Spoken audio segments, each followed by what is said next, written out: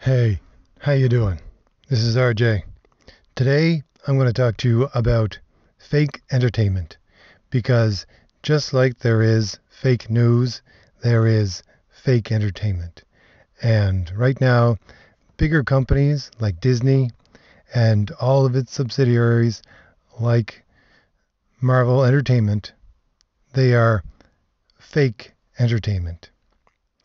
Now, in order to properly describe what I mean and prove what I mean, the best way to do it is to define our terms right off the bat, which is something that the left hates doing or hates us doing or anyone doing because of the fact that they like language to be dynamic and fluid.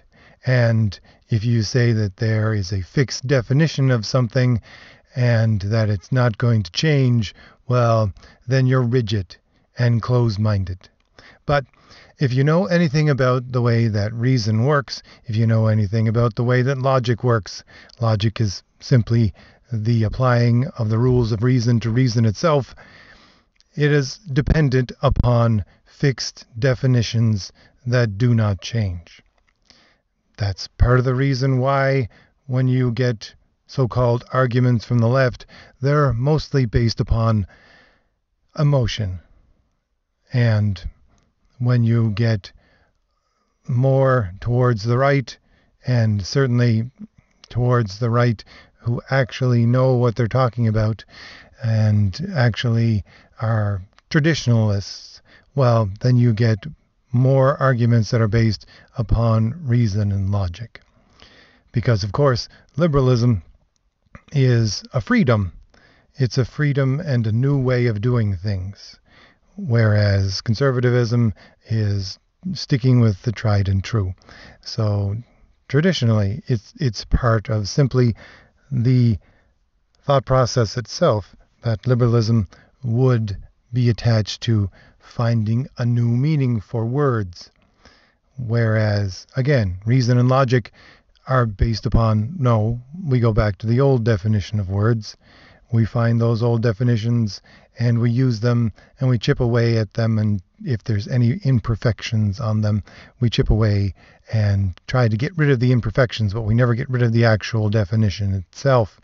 It's kind of like you're a jeweler and you have a rough gem and you are cleaning it and taking off imperfections. So that's the way that reason works. So we want to define our terms. Well, let's look at fake news to begin with. So what is news itself? Not just fake news, but what is news? Well, we look at the term itself, and it's really simply, it's an old English term. And it doesn't take a very lot to look at it and see where the term comes from, because it's simply new with an S. And it's news, that is to say, what is new. And this is one of the things about human beings that it doesn't matter what kind of people that you talk to, what kind of culture, where it is, when it is in history. People are always trying to find out what is new. There's actually one of the ancient Greek greetings, one of their, we'll say, almost slang greetings that they used to use in ancient Greek was tai neutron, which literally means, what's new? And the word that we have for news, it's an old English term. So what is new? You're asking what is new with news. That's what it is. You're asking what's new in the world, what's new in my country, what's new in my region, what's new in my area, my local area. So you'll notice that when you ask the question, what's new, of course, it doesn't ask a question, what do you think is new? It doesn't involve personally talking to someone and asking them to interpret what is new. You're simply asking what is new. So this is why when you think about the news and you think about how it's actually supposed to work, it's supposed to work impartially. The person who is telling you what is new is supposed to be telling you this as the thing exists itself, not as they interpret the thing. And There's the difference between news and fake news. Fake news is someone telling you what is new, but it is viewed and spoken of through their own interpretation. It is given a light which is not describing what is actually there, but what not only they want you to think is there, but what certainly they think it should be and how it is described. Now, I'll give you a couple of examples because there's examples all over the place about fake news. And the way that it works, because it can work in the way that they use soft language or positive language or negative language or what they choose to report on or what they choose not to report on, and in many different ways. So a couple of examples will be this, because these are real life examples, certainly taken from the news that I have seen just over the last year. So you can get these small protests, let's say about a couple of hundred people, no more, and then the mainstream news has, and even in the last year I have seen this, taken footage of these couple of hundreds of people and declared that this is a major protest against whatever this or that phobia, and that it's signaling some kind of moral or ethical dilemma in this said society. And yet you have something like the annual March for Life, which draws massive numbers of people every year, and it is never reported on at all in the mainstream media. There is an interpretation of what is new. It's not actually declaring what is new, it's an interpretation of what is new. Another would be, let's stick with protests. Another would be, let's look at Poland. It had its version of the 4th of July a few months ago. And their Independence Day, they celebrated it, and people took to the streets to celebrate their 4th of July. And they took to the streets in mass numbers to celebrate their 4th of July, waving Polish flags and shouting Polish slogans. And it was no much more different than the 4th of July would be in the United States. It's just in a Polish vein. And what did the international news say about this celebration of their country by Poles themselves? Well, they declared it a massive alt-right hate rally, which was set up to incite violence.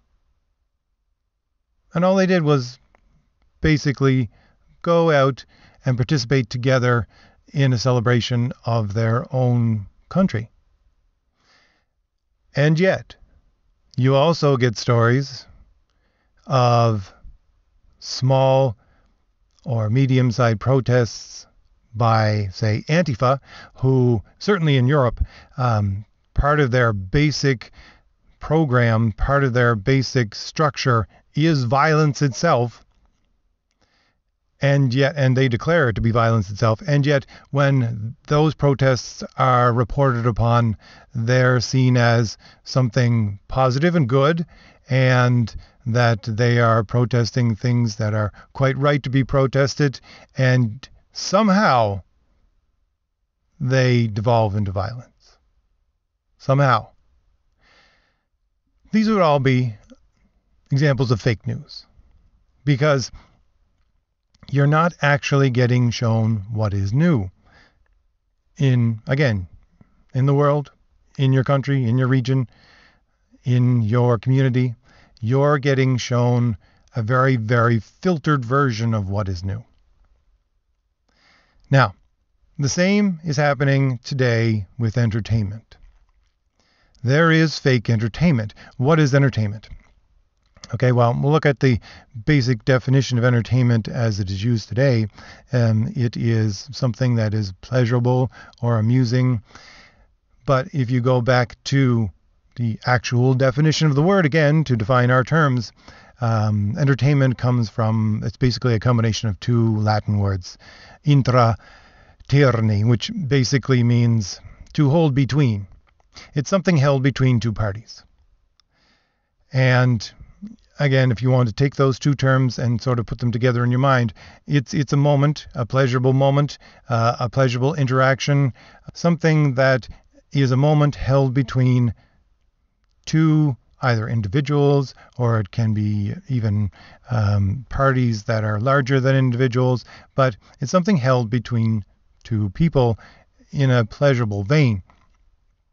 It's an interaction of that kind in nature. So what would fake entertainment be? Well, the thing is that when you hold something between two people are holding something, two parties are holding something together between them, there is no one in control. It is simply a mutual interaction. That's where we get the phrases like to share a joke. All right. So when two parties hold something between them, there's no leader, there's no domineering. There's two people sharing together and holding together something, a moment usually, in this definition. But today, with entertainment like Disney and like all the subsidiaries of Disney, which include things like Marvel Entertainment, well, they're not actually trying to present something to you, entertainment, which you can hold together as two parties. What they're doing is they are presenting something to you and telling you, this is what you should be entertained by. And not only this is what you should be entertained by, but there is also the subtext of, if you don't find this entertaining, then you are a hate-filled person. This is fake entertainment. So, just like fake news, fake entertainment, of course, is a corruption of what the thing is actually supposed to be. These two things are very similar because they're each a type of human interaction. And they're a type of human interaction which has a very specific definition, and this definition has been corrupted in the fake version. It has been bastardized. So this human interaction has been corrupted in both cases into something that is supposed to teach you and instruct you on some kind of idea. It is pointing you towards these ideas in an instructional way. And this instructional way of trying to get you, say fake news, is trying to get you to see the world, to see your country, to see your region, to see your local area in a very specific way. That's instructional. And that is a corruption of the base idea of what news is supposed to be. Same with fake entertainment. Entertainment is supposed to be a shared thing between two parties, a pleasurable shared thing that is held between two parties. It's not supposed to be instructional time. It's not supposed to be learning time. So when that element is in there, when that element becomes the driving force behind the entertainment, well, it's not actually entertainment anymore. It's fake entertainment. And since it is trying to use another vehicle besides any kind of legitimate or open teaching method to teach you something, since it is trying to subvert both of these things, both the news and entertainment, and make it into a vehicle of teaching you something, well, that subversion is, of course, a deceptive way of teaching you something, because they're trying to obfuscate and trying to hide the fact that they're actually trying to teach you something. They're trying to hide it and say, no, we're actually just telling you what's new. We're just giving you news. We're not teaching you anything. No, we're just giving you entertainment. We're just making you laugh. We're not actually trying to teach you anything. So again, since that subversion is there of those human interactions, then it is a deceptive way of teaching you something. And again, as I always say, we have a very simple term for that kind of deception. It's called propaganda. So just as your fake news is propaganda from the left, so your fake entertainment is also propaganda from the left. So the question is there anything that we can do about this? Now, especially when you have giant corporations like Walt Disney Company and its subsidiaries, again, like Marvel Entertainment and all the other wings of Marvel, is there anything we can do about it? Really, I don't think there is. You can use your dollar to try and show these people that this is what you want and this is what you don't want. But since they have such a giant pot of money, I don't think it's going to make any kind of difference to them, even if large swaths of people are going to abandon their products. And we can see this right now with what's going on with Star Wars. We have large amounts of people just giving up on this franchise, and yet it doesn't seem to be steering them away from using entertainment in a fake entertainment way.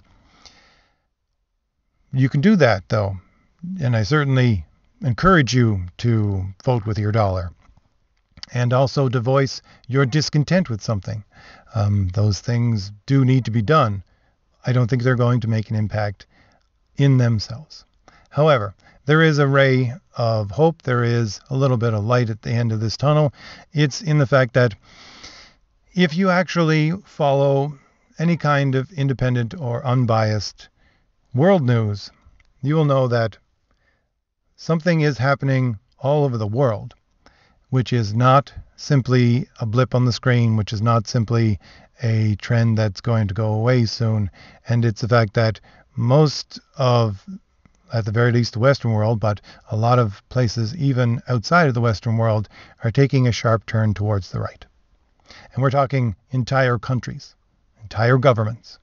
And it can be seen certainly in the U.S. with the election of Donald Trump, but in Poland, they have been a very right-of-center party in control of their government for a while now, and they don't look like they're going anywhere. In Hungary, their recent elections, they're very traditionalist, nationalist party, just like in Poland, won a supermajority.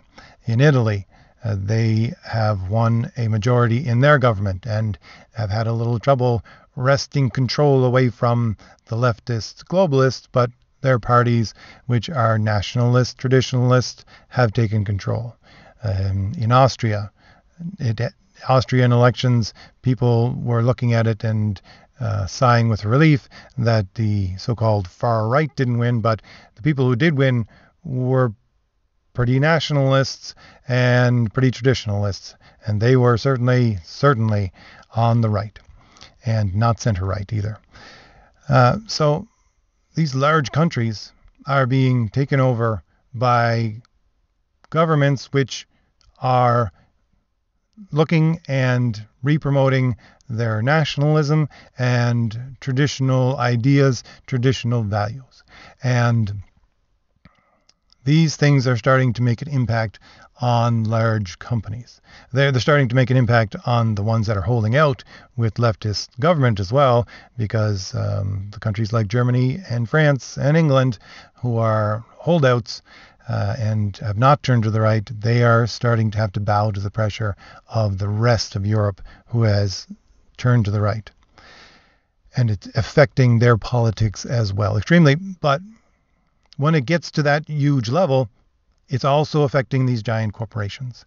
And a lot of giant corporations are finding that if they wish to continue to do business in these countries where nationalism is their top priority, they're going to have to do it in the vein of that nationalism, of that traditionalism, and they're going to have to change their product or it's just not going to sell there. And this is even happening in places which you wouldn't consider far right. Just look at the fact that in China, the SJW Walt Disney movies for Star Wars have bombed severely. No one there wants any of this nonsense. That is a mass market that they have just lost hundreds of millions of dollars on by putting this stuff into their movies. Now, again, it hasn't made them budge, but these things are starting to make cracks in the dam. They are starting to show these giant international companies that this is not 1990s anymore. This is the 21st century, and things are starting to change. So I don't have any kind of real solution, and nor does anyone else, about what exactly to do to make this better. But as someone who is deeply ensconced in history and political theory and a lot of these venues that study and try to understand the way that the world is changing through politics, I can positively say that, and it's going to sound very, very odd probably to a lot of people, but that there is a way to help change it, and it's the fact that who you vote for, and it doesn't matter if it's a small election or a big election, a midterm election, or a presidential election, or anything else, but who you vote for over the next number of years is going to determine, quite literally, the quality of the news you see on your television. It is going to determine the quality of your entertainment. It is going to determine what kinds of things you will be able to see on your social media.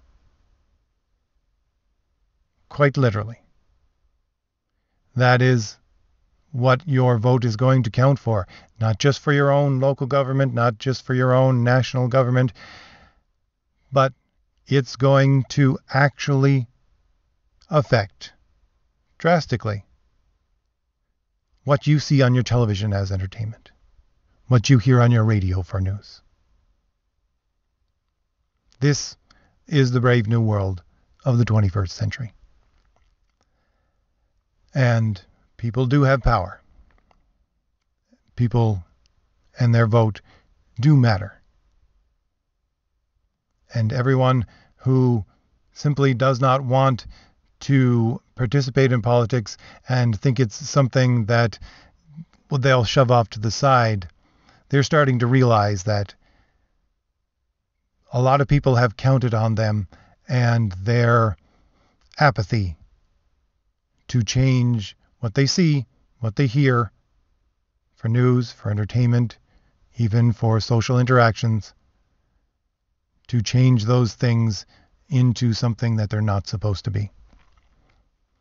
Anyways, as always, if I've given you something new to think about, hit like, hit subscribe, share the link.